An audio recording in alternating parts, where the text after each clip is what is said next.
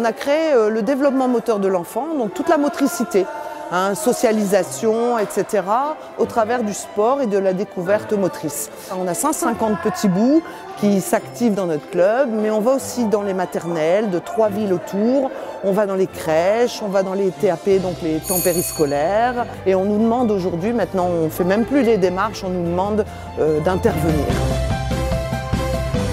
On a une autre section qui est le handicap. Nous allons mettre en lien les handicapés avec les structures sportives existantes pour qu'ils puissent intégrer une vie sportive dans les clubs qu'ils désirent. Alors ça peut être la natation, le futsal, la plongée, l'équitation. Et nous, on les met en lien. Mais on a aussi dans le volleyball, bien sûr, notre section de volley assis qui permet aussi d'avoir un accès handicapé dans le volleyball. On a également la section maintenant sport-santé. On intervient auprès de mamies assez âgées qui ont vraiment besoin de travailler leur autonomie, donc l'équilibre, la souplesse, etc.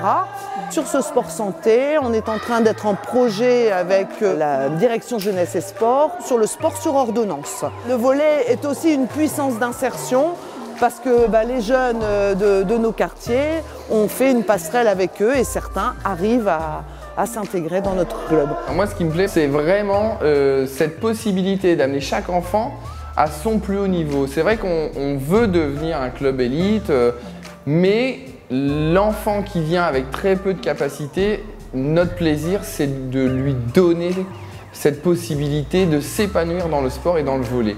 Et c'est vraiment quelque chose qui nous tient à cœur. Le club a une grande référence, c'est le bien vivre ensemble. L'idée que je me fais du volley, c'est que ici dans un groupe de gamins, chaque enfant doit être capable de jouer et de s'entraîner avec des enfants de niveaux différents, pour que les plus aguerris puissent faire monter en compétence les jeunes débutants. Donc là, ils y apprennent les valeurs de transmission à l'autre. On a aussi bien des enfants qui viennent des écoles ici les plus défavorisées que d'enfants venant de milieux plus favorisés. Quand ils mettent un pied dans la salle, tout ça soit laissé à la porte. Elles deviennent tous volleyeuses. Et notre langage commun, c'est le ballon et le terrain. Et point. À partir de janvier, on a un projet, on a fait un appel d'offres de la ville et on va travailler sur les femmes seules, isolées dans les quartiers difficiles avec enfants.